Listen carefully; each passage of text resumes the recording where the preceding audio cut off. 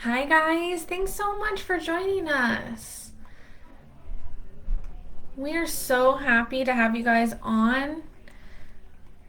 All right, just making sure everything's working on my end. Hope everything's going well for you guys today. Let's give it a few seconds so that we can get everyone on here.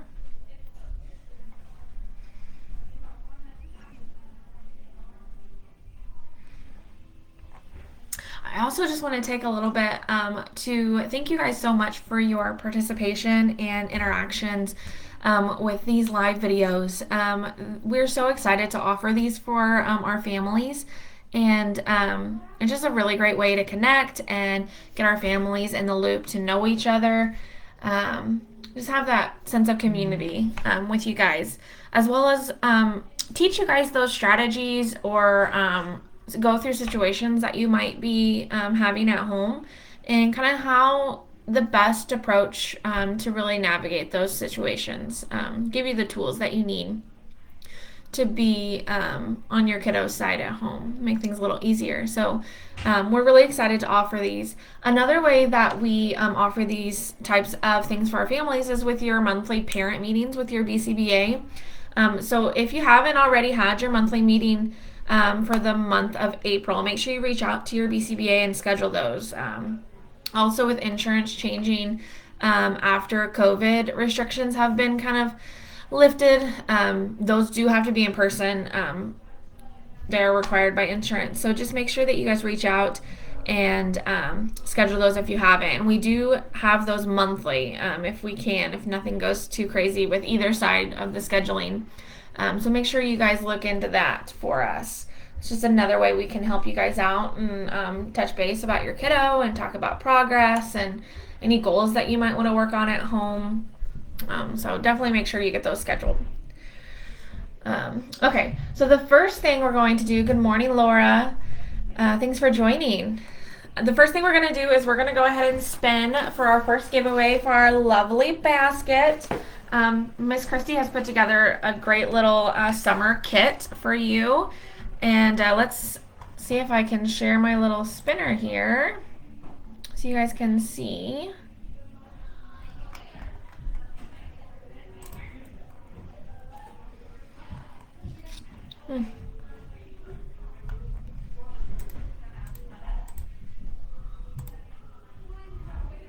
Okay, I can't share it, but I have 4 entries on here, so I'm gonna go ahead and spin it for you guys. And we'll see who our winner for the basket is.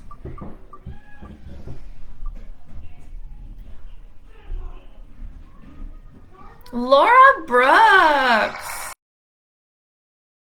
of the first gift basket. Congratulations. Thank you so much for looking into those live videos and sending me that code word. So I will get that to you at pickup today. So exciting. We're going to continue doing those drawings every 3 months. So just remember to watch those videos, email me those code words, and then we might also have different things each video that you can earn more entries if you do certain things. Like this one, we're going to have one of those. So just make sure you pay attention and listen for those instructions. And then the next one we'll give away is a gift card. So stay in tune to know where and how much. But that's what our next giveaway is going to be. So every 3 months we'll do those giveaways.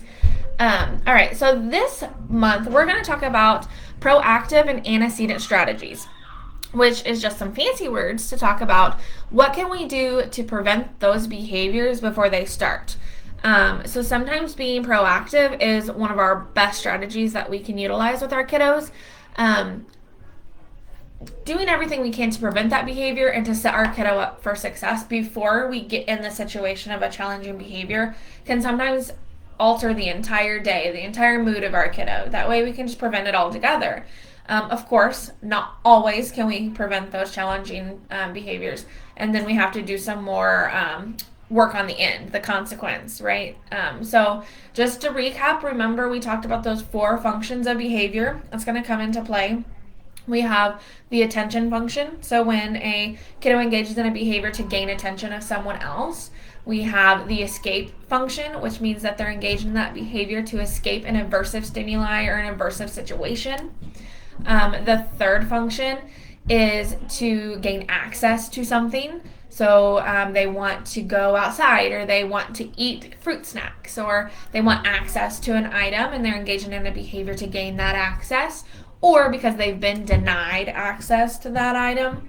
It's raining outside, we can't go play. We're all out of fruit snacks, we can't have any today. And then the last one is that sensory slash automatic function. And that's when they're engaging in those behaviors just because it feels good. We might have kiddos that when their teeth are bothering them or they're teething in those early years, that they bite on things or even bite others to get that sensation to feel good. Some kiddos might spin a lot because it feels good. They might like to swing a lot because it feels good.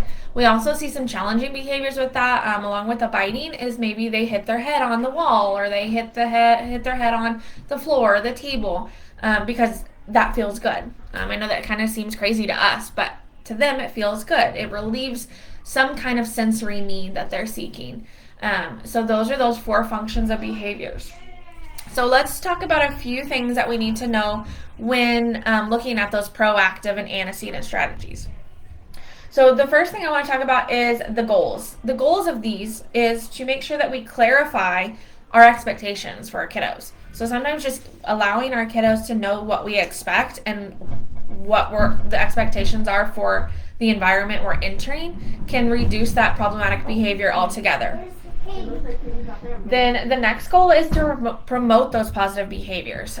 So something that I love to say a lot is, what you focus on, you get more of. So if we focus on those positive behaviors, we're going to get more of those positive behaviors. So we want to make sure that we set our sights on those positive behaviors so that we can make those increase. Also, a big word that we use here in the ABA world, and I'm sure you guys have heard, is reinforcement. So when we reinforce those positive behaviors, those behaviors are more likely to occur again, so they increase. So that's a good goal for those. Another goal is to prevent problematic behavior. So obviously the reason that we want to do these proactive and antecedent strategies is so that we can promote or so that we can prevent those problematic behaviors, right? That's our main goal. And then the last goal is to promote the independence and self-management. So if we can teach our kiddos these tools and these strategies to utilize for themselves, especially for our older kiddos, then we teach them those strategies to incorporate into their daily life, into their skill set, so that hopefully in the future they can start to do those kind of proactive and antecedent strategies on their own instead of us having to do them for them. So teaching those healthy habits, right? So what are some important things to consider when we're doing those proactive and antecedent strategies? One of those is, what type of instructions does your kiddo follow? Are they able to respond to one-step directions, such as come here, sit down, stand up, or can they respond to more complex directions? Clean up your area and throw your trash away, or go to your room and get your backpack. Those are 2-step directions. Or maybe they are an older learner and they can tolerate more expectations. So like, after you brush your teeth, I need you to go get your clothes on, and then you need to lay in your bed. Those 3-step or more complex directions. Are they able to respond to those?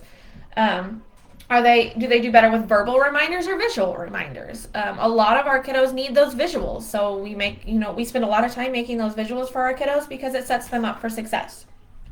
Such as our first then boards that we use. So first this, then this, and we have 2 pictures. That way they can see and they know what to expect.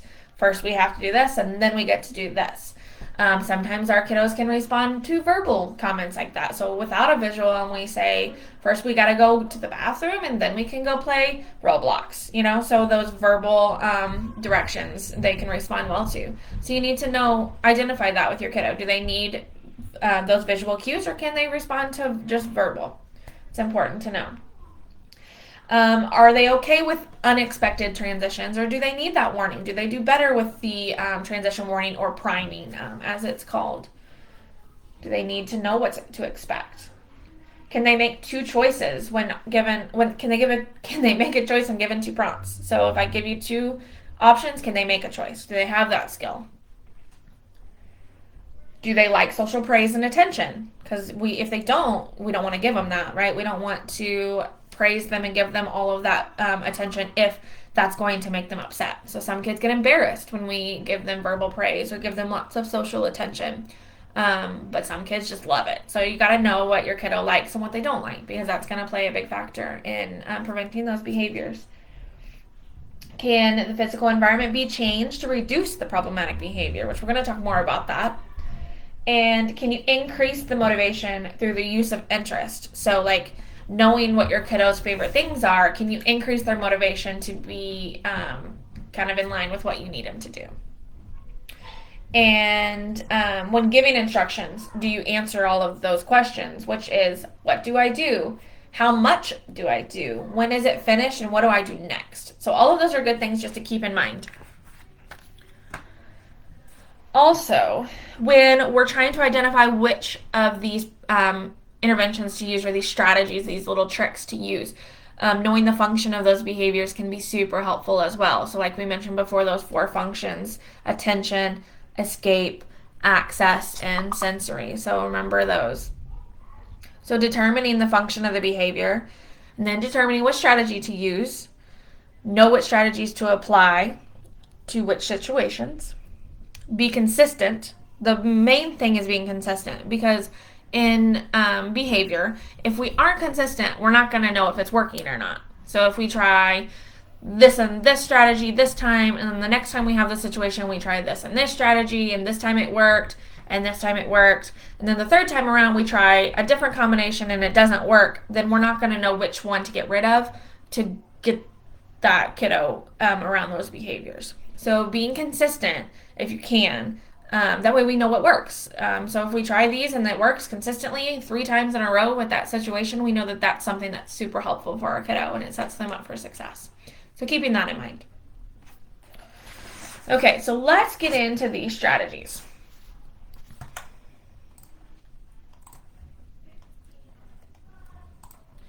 So the first strategy that we have is altering the environment. And so something simple that we can do for our kiddos when we know that they're probably going to not like what's going to happen, or maybe we know that when it's time to eat dinner, they always engage in throwing food on the floor, or they always engage in tantrum behavior because they don't like dinner. So maybe altering the environment in a way that sets them up for success. So maybe making sure that there's no toys on the table. That way there's no distractors. Maybe making sure that if your kiddo has a lamp device, a communication device, that the device is ready, charged, and available for them to display what they like. So they can talk to you about, I don't like this one, but maybe I want crackers this time.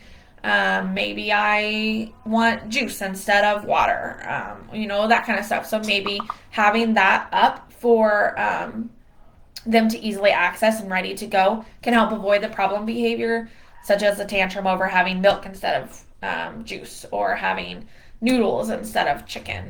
Maybe that can help prevent those behaviors. Or maybe having the TV on in the background helps your kiddo to sit at the table with the family. Maybe that's something you need to alter the environment to help things go smoother in your home at dinner time. Whatever you need to do for your family to be successful, that's what you need to do.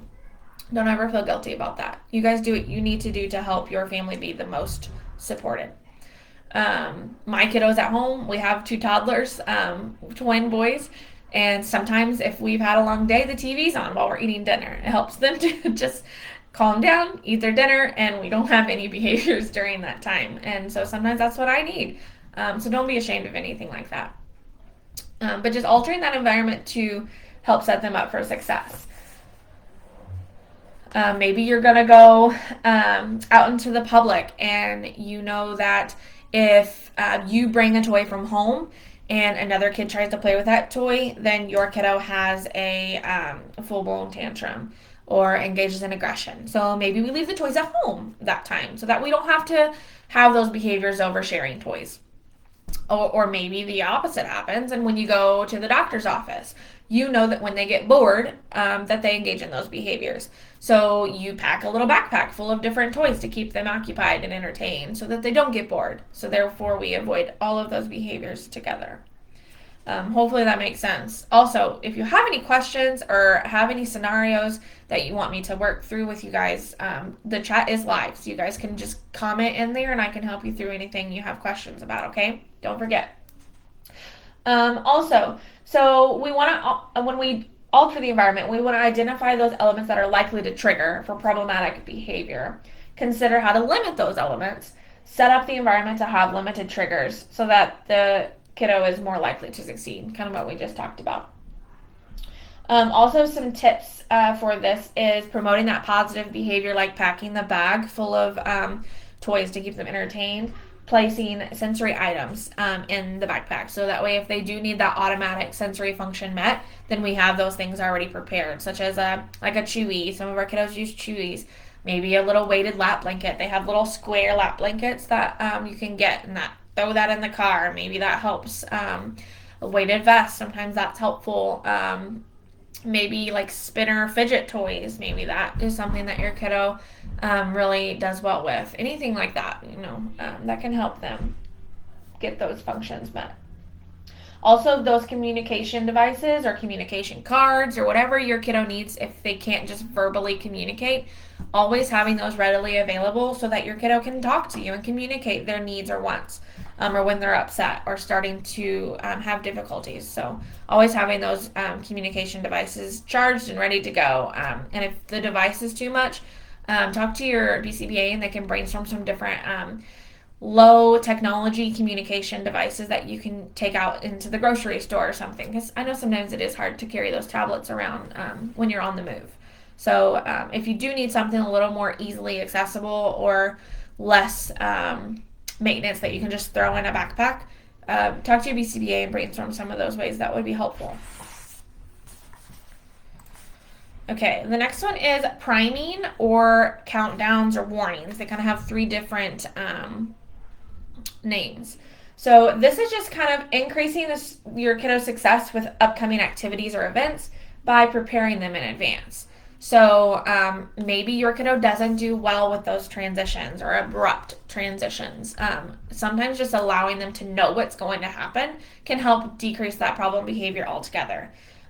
In the morning when my kiddos are watching TV, eating their breakfast, and I'm getting all of my lunch packed and my water bottle ready to go, and I'm taking all of my stuff out to the car, I give them minute warnings. So in 5 more minutes, it's going to be time to go. So that way they know in a little bit, I'm going to be turning off the TV and we're going to be transitioning out to the car to go to school. Because I have learned in the past, if I go in and I shut the TV off without any kind of warning or a priming for them to know what's coming, I get a lot of tantrums and a lot of upset feelings.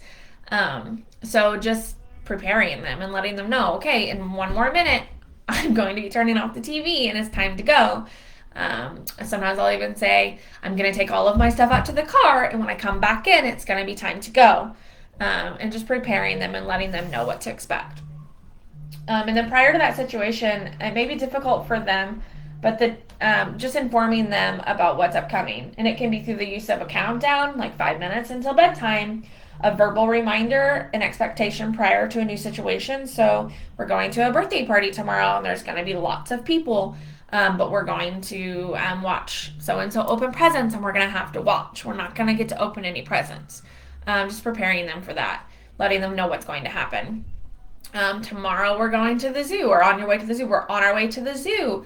It's going to be a lot of walking, but if you get tired, you need to let me know and I'll put you in the wagon. Okay, just letting them kind of know what to expect so that way they know it's not a surprise. Sometimes I don't like surprises, and sometimes that makes me anxious or upset. And our kiddos have a hard time handling those big emotions by themselves. So letting them know what to expect or how they can let you know when they're overwhelmed or anxious. So like when you get tired, you can sit in the stroller, or when you get sleepy, let me know and we can leave. Or if you start to feel nervous, let me know and we can take a break. We can go out to the car. Letting them know all of those things. Like, it's okay. It's okay, buddy, if you don't feel comfortable. You just have to let me know, and this is how. You can do it by showing them materials and modeling what to do. So let's say that you're going to the doctor and they're going to be doing a new procedure. Like, let me see. Like maybe they are testing iron this time and your kiddos never had to do the iron where they prick the finger and put it in the tube. So then you kind of model that situation before and help them know what's going to happen. Or let's say you're going to fly somewhere and you're going to have to go to the airport and you're going to have to go through customs check, and so you kind of walk your kiddo through that. Let's go through the doorway. You're going to have to take off your shoes. You're going to have to put all this stuff in the box. And then we have to walk through and then we can get our stuff. Just preparing them and letting them know, like, this is how it's going to work. How do you feel? Do you want to do it again? That way, when you get to it, they kind of have a muscle memory of what's going to happen, and it's not as scary. And then some times that these might be difficult is, like we kind of already said, is transitions. Transitions are a big one, not only for just kiddos on the spectrum, but for kiddos in general. Transitions can be hard. So anytime you're going to have a transition, setting that kiddo up for success is the best thing that you can do by giving them those warnings and countdowns. Changes in schedule. So if your schedule is going to be different that morning. So I know sometimes our kiddos get here at the same time every day, but maybe you have a doctor's appointment the next morning and you have to let them know. We're going to go to the doctor first and then we're going to go to school. So you're going to be getting to school a little bit later today. Same thing with my kiddos. I take them to school normally at the same time every day. But sometimes if we're a little earlier, they have to go to a different room until they get 3 teachers in that room, and then they get to go to their normal room. So I have to tell them we're going to get there early today, so you have to go to the little room until you get 3, and then you get to go to the big room, okay? It's going to be different. So my kiddos are 3, and they're able to understand that. So just getting into the habit of explaining things to them so that they know what to expect. That, believe it or not, they understand it. Some of our kiddos have way higher receptive language than they do expressive. So just keeping that in mind. They understand a lot more than sometimes they can actually communicate. New situations such as the doctor or airports, or maybe you have to go to a funeral, or a new situation like that your kiddo's never been exposed to. Those are good times to use these strategies. And then starting a task. So a big one is like brushing teeth or going potty. So talking about those things before you actually start going potty, or maybe you're transitioning them from a crib to a toddler bed, or a toddler bed to a big bed. So like you talk about what that's going to look like. You're going to have a big boy bed, and you're going to have the ability to get in and out of bed when you want. But you also have to remember that during nighttime you have to stay in bed until it's morning, or however you guys do that in your home. Our kiddos have a light that turns red when it's time to stay in bed and green when they're allowed to get up. So I know that they respond better to those visual cues. So we set them up for success with visual cues that tell them when and when not to get out of bed. Whatever you guys need. And then also another little helpful tip is visual schedules. So say that your kiddo has a hard time every morning or every evening before bed, like getting their jammies on, getting their teeth brushed, going to the bathroom, laying in bed. Maybe that's a tricky time for you guys. Visual schedules are a wonderful tool to use to help combat those. And you can brainstorm those with your BCBA. They can help you create those as well. That fits your guys' schedule. So, like my kiddos at home, I know that they do well with those visual cues, right? So we have visual schedules. They each have one that has pictures of each of the tasks that they have to complete each morning and each evening. And then each time they complete those activities, they get to move the check mark onto those, saying that they've done it. Then when they get all of their check marks, they get a little piece of candy. So my kiddos respond well with candy. Remember at the beginning, we talked about knowing if their likes, if that can increase the motivation to do those things.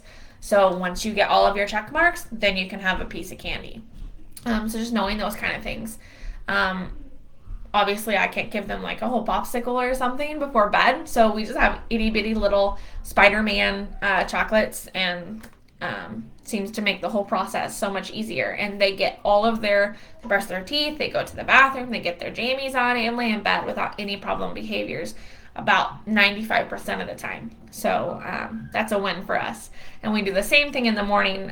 All of the check marks are made, they get their candy, we move on. So maybe that's something that would be super helpful for you guys. And maybe the reinforcement is more of like TV time or tablet time, on the way to school, or maybe 5 minutes of tablet time before bed, whatever you want to do, whatever fits your kiddo best. Also, before we move to the next one, I want to make sure that I give you guys our code word. So our code word is going to be daisies. It's springtime and I love flowers. So our code word is going to be daisies. So if you email me at ali@imprinttherapy.org, ALI is how you spell Ali. Email me the code word daisies. You will get an entry into the gift card in the next, after 3 more months. Then we will draw for that. Also, for another entry into the giveaway for the gift card, if you guys send me any topics that you would like me to go over in these monthly meetings, so like something that you'd like to learn more about, maybe that's the lamp, or communication devices, maybe it's navigating community outings, or if there's any guest in the community that you'd love to hear more from, I'm more than willing to reach out and see what I can get. See who is willing to talk to us and give us a little more insight on what they do. Whatever it is, maybe you're having a particular situation at home that you're consistently struggling with and you tried everything and you don't know what to do. Maybe that's something you'd like to learn more about how to work through. Anything that you can give me, any topics to discuss or scenarios. For everyone that you add on to the email with your code word, that's an additional entry, okay? So I need you to email me the code word and any topics that you would like us to go over or discuss. Anything you can think of, any ideas are welcome. And each additional idea is an additional entry in for the gift card giveaway, okay? I also want to take a little bit of time to remind you guys about the Goal Buddies program. I've so far had one person tell me that they would like to be entered in for the Goal Buddies program. So if you guys are wanting to do that, please add that in the email as well. I would love to start pairing our families up so that we can work on goal setting and work on those social skills and having our families connect and allowing our kiddos to have that fun time with their friends outside of just therapy too. So an exciting program that we're wanting to roll out, but I just need you guys to let me know you're interested. Okay? Awesome. So let's move on to the next one. The next one, we have our first thens. We talked a little bit about that earlier. And sometimes just allowing them to know that first we have to do this not so fun activity, then we can do this activity that you're wanting to do after that. But first this, then this. And that's just requiring that something that isn't preferred, and then we can do something that is. This is that increasing motivation and compliance in completing tasks. First of all, you have to identify that reward that they're wanting, right? The reward that will be motivating for them, whether that's time for electronics, maybe that's their favorite snack, or social activities such as tickles, or my kids love to be chased, so maybe it's chase, or like playing outside, or like maybe their motivation is simply to be all done or to go. So let's say like your kiddo hates when you take them to Walmart and do grocery shopping, or you go to Target and they hate it. So allowing them to know, like, first we have to get the groceries, then we can leave, okay? Like, so they just want to go. They want to be all done with the situation, and just allowing them to know first we have to do this, then we can go do this. Or maybe your kiddo really likes ice cream and you planned on going anyways. So you tell them first we have to get the groceries, then we can go get ice cream, okay? So that helps them to be a little bit more okay with the situation that's going on, because they know that something fun's coming next. Or first we have to put your seatbelt on, then you can have your car, right? Or then I can turn on the movie if you have DVDs in your car. Maybe they're in the car seat and they're so upset they want to get out. First we have to get home, then you can get out of your car seat. I have to keep you safe. You're safe when you're in your car seat and I'm driving. Just clearly laying out those expectations and letting them know that this is what to expect can sometimes alleviate all of their anxiety and stress about the situation that's occurring. Also, sometimes you need to use visuals for this. So a lot of our kiddos, like we talked about earlier, is sometimes they don't respond to verbal directions or verbal first thens. So maybe we need to have pictures. So a lot of our kiddos have a little board and it has pictures. So first you have maybe like first my turn. So first it's my turn to do this, then we can go. Or first potty and have a picture of the potty, then tickles. Or let's see, first eat, then play. Kind of some simple pictures that we can use for those activities. It's also important that we follow through, right? So if we tell them first this, then this, we have to make sure that we follow through and make sure that they do complete this activity, or they do like let us complete the activity first before they gain access to that then, right? So if we tell them first you have to clean up your room, then you can have your tablet, and we don't make them first do their clean up their room before accessing the tablet, and we give them the tablet anyways, they're not going to respond to those first things ever again, because they're going to know that you're not going to follow through. So making sure to hold that ground and follow through, so that way they know that next time this happens, this is what to expect. First this, as soon as we get this done, then you can have this, okay? So making sure that we do follow through with that, as well as following through with the reinforcement. So you have to be making sure you're mindful when you're presenting those first things, because let's say that you promise them ice cream after they clean their room, but then you don't want to go get ice cream. That just disregarded the whole thing. So making sure that you do follow through with that reinforcement afterwards as well. If they do what they said you told them they had to do, then you need to give them what you said that they could have.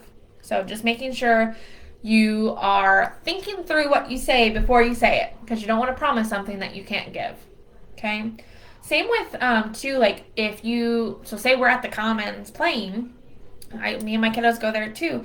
If I don't follow through with, like, if you can't have nice hands, we're going to have to leave, or we're going to have to be all done, and they continue not to have nice hands, and we don't leave, then they're going to continue not to listen or continue engaging in the not nice hands behavior, because there was no consequence. So making sure that we're following through with what we say, right? Got to hold that ground and stick to it, so that way they know what to expect next time. Okay. Any questions? No. Okay. Alrighty. Let's keep them rolling on. Just a few more. Another one that we use is called behavior momentum. And this is just a big fancy word to talk about doing some easy tasks before doing hard tasks. Using a pattern of requests that increase that success, right? So a way we use that here in therapy with your kiddos is that your kiddos are always working on acquiring new skills. And then after they master those skills, they get moved to a different session. So we work on those less and less. We still work on them to make sure that they maintain the skill, but not every day like the skills we're trying to acquire. Hopefully that makes sense. If not, let me know and I'll try to explain it differently.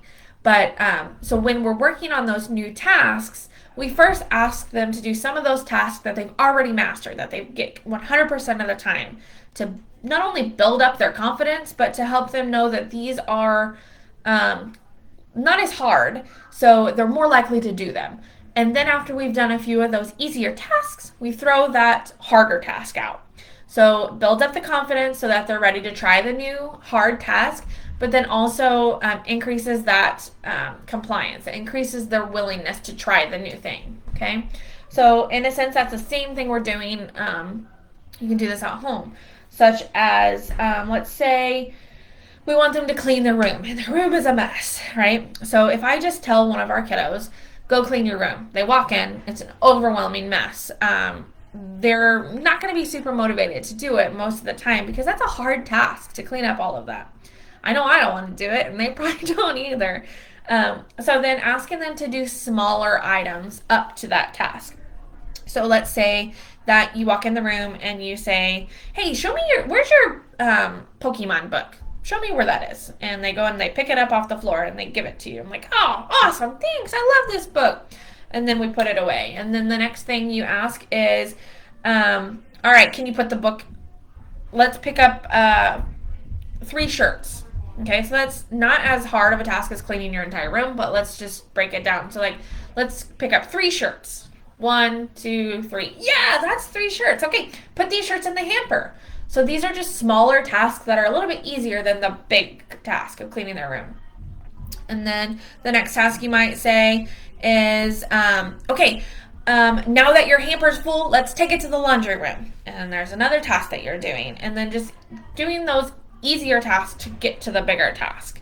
And so at the end of this, after you've done like little steps to build that confidence and build that compliance together, then you're like, okay, I need you to pick up all the stuffed animals and put them in the bin too, or the toy box, whatever you guys do. And so at the end of that, then your whole room is clean. But then it was broken into those easy tasks. Hopefully that makes sense as well. It can also be used across different settings for a wide variety of tasks. So using prior to giving difficult demands, such as starting homework, turning off electronics, doing a chore, or during transitions. Also, a good tip to know is that when choosing those easy tasks to give, make them related to the targeted task, right? So with those easier tasks we were doing earlier, it was all with cleaning the room. It was just easier tasks to get to that end result of cleaning the room, making sure that they go together. Okay. Any questions about that? Okay.